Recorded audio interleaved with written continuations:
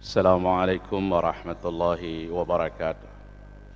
Alhamdulillahilladzi ahyana ba'dama amatana wa ilaihin nusyur.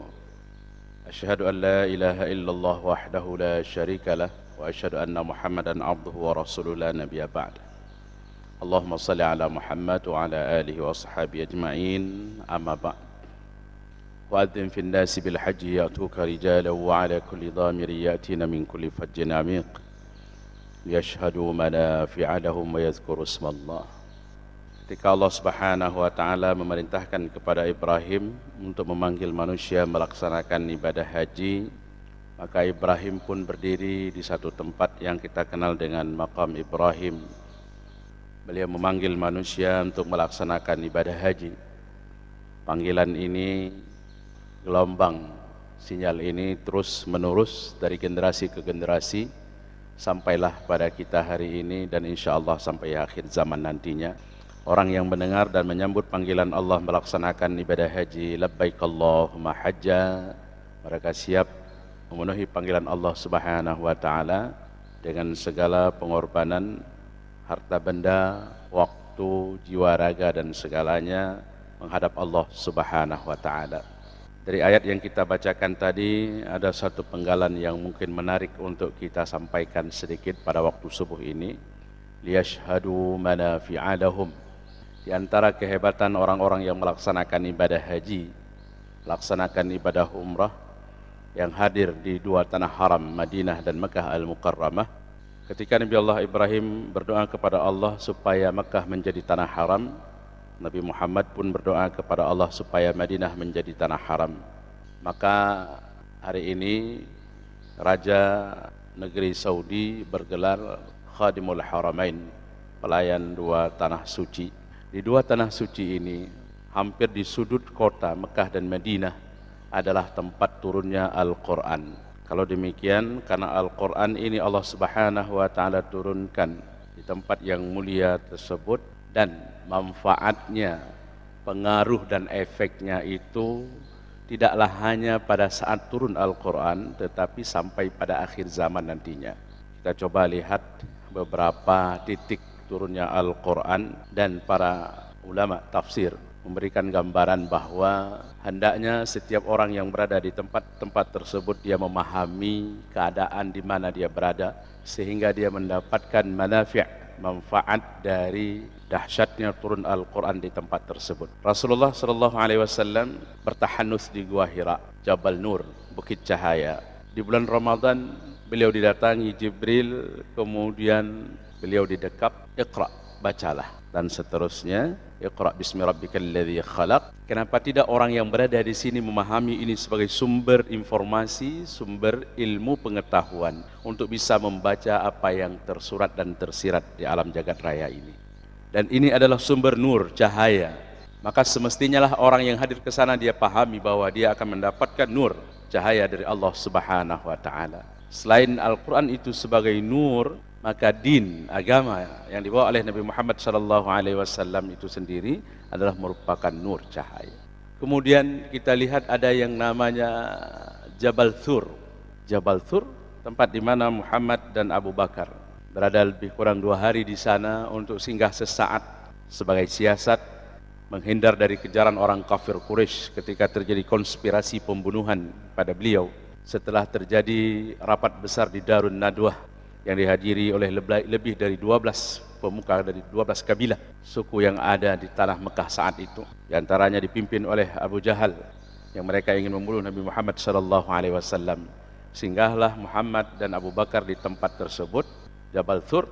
Di situ adalah proses keyakinan, pembentukan keamanan dan kenyamanan. Ketika kegelisahan itu pada Abu Bakar, ayat pun turun. Idhuma fil ghar, ketika keduanya berada di dalam gua tersebut, kemudian turun ayat la takhaf wa la tahzan innallaha ma'ana. Jangan takut, jangan khawatir, jangan takut, jangan gelisah, Allah senantiasa bersama kita. Bila orang yang hadir ke sana dia berziarah dan dia memahami kalimat-kalimat ini, maka sungguh dia hadir ke tanah suci ini dengan kekuatan yang sangat luar biasa, kekuatan yang prima, karena dia yakin benar Tidak ada yang perlu disusahkan dalam hidup ini, tidak ada yang perlu ditakuti dalam hidup ini ketika kita sudah bertawakal kepada Allah Subhanahu wa taala. Bergerak kita ke Arafah, di tempat kita mengenal diri, mengenal Allah Subhanahu wa taala. Bahkan kemungkinan besar kita mengenal pada sesama kita. Allah menjadikan laki-laki dan perempuan.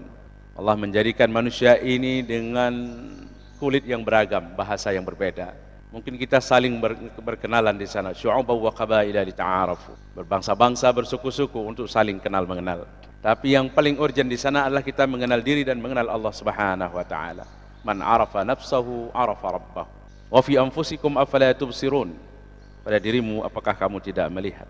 Allah Subhanahu wa taala menampakkan kebesarannya di alam jagat raya ini. Sanurihim ayatina fil afaqi wa fi anfusihim. Kami nampakkan kebesaran kami, kata Allah, di seluruh alam jagat raya ini, di alam, di bumi ini, dan pada diri mereka. Maka lebih dalam, inner journey, perjalanan ke dalam diri kita melihat kebesaran Allah Subhanahu wa taala. Maka di Arafah, al-yawma akmaltu lakum dinakum, ketika Allah sampaikan bahwa telah disempurnakan agama ini, hendaknya ini menjadi suatu kegembiraan bagi kita. Kita berada di satu tempat di mana Allah sudah sempurnakan semuanya. Tidak ada yang perlu kita tambah-tambahkan atau kita kurangi lagi. Para sahabat ketika mendengar Rasul sallallahu alaihi wasallam membacakan ayat, hari ini telah kusempurnakan agama, hari ini aku ridha, kata Allah, maka sungguh banyak para sahabat yang menangis. Yang terfikir oleh mereka adalah Muhammad tidak lama lagi bersama kita. Kita bergerak ke Ji'ranah. Di Ji'ranah adalah tempat yang sangat luar biasa sekali. Di situ di mana Rasulullah membagi harta rampasan perang.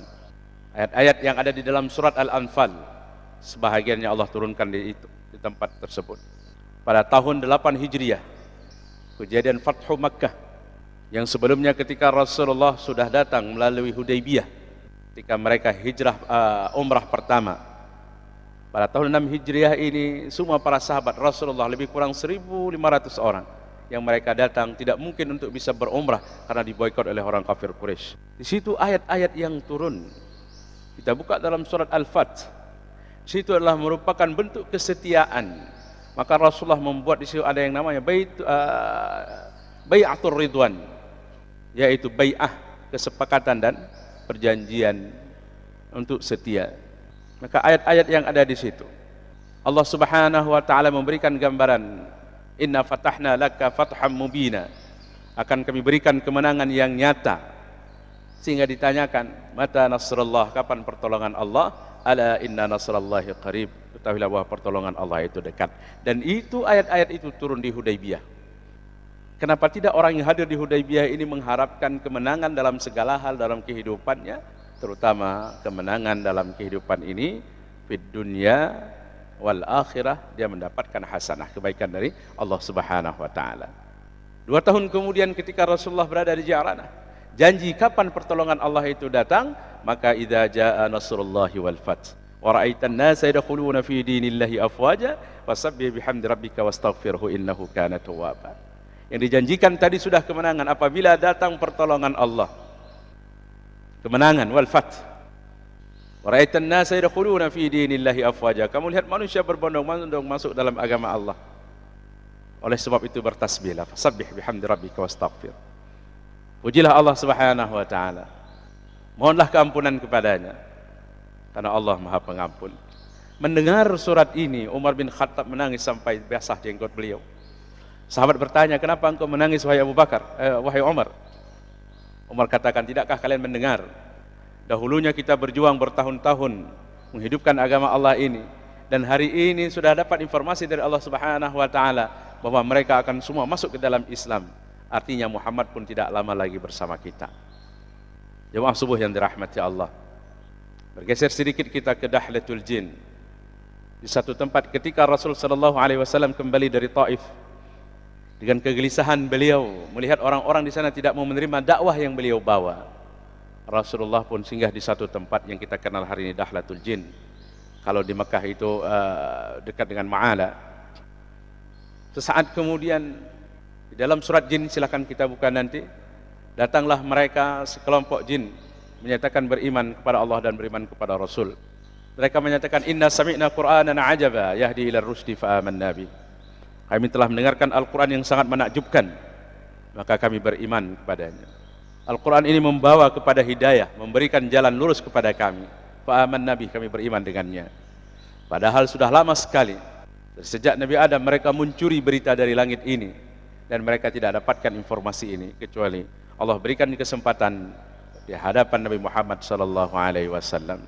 Kesimpulan secara umum Bapak Ibu yang dirahmati Allah, Makkah dan Madinah adalah tempat turunnya ayat-ayat Al-Quran. Al-Quran adalah merupakan mukjizat yang terbesar. Oleh sebab itu, orang yang hadir di tempat turunnya Al-Quran, dia mendapatkan pengaruh efek yang sangat luar biasa. Maka ini juga merupakan salah satu di antara korelasi bagi orang-orang yang kita katakan mabrur. Mabrur hajinya artinya sebahagian dia mendapatkan kebaikan dari Al-Quran, mukjizat kehebatan Al-Quran, yang itu adalah efek terhadap dirinya karena dia berada di tempat di mana Allah turunkan Al-Quran itu. Mudah-mudahan para jemaah yang dirahmati Allah yang akan melaksanakan ibadah haji berada di tempat-tempat itu semuanya dengan dasar tentu mereka memahami mereka berada di tempat apa, kira-kira ayat apa yang diturunkan oleh Allah Subhanahu wa taala di tempat ini, sehingga dia ada pengaruh yang sangat luar biasa dari Al-Quran itu sendiri. Nah, bagi kita yang tidak menunaikan ibadah haji, wa may yu'azzim sya'airallah fa innaha min taqwal qulub, maka orang yang membesarkan syiar Allah Subhanahu wa taala itu adalah bahagian daripada ketakwaan yang ada di dalam diri kita. Mendoakan mereka mendapatkan bahagian dari doa saudara-saudara kita yang melaksanakan ibadah haji, menghidupkan syiar Allah Subhanahu wa taala dalam proses pelaksanaan ibadah haji dan keseluruhannya dari syiar tersebut. Ini adalah bahagian dari ketakwaan yang ada di dalam diri kita. Demikian, mudah-mudahan bermanfaat. Hadanallahu yakum ajmain.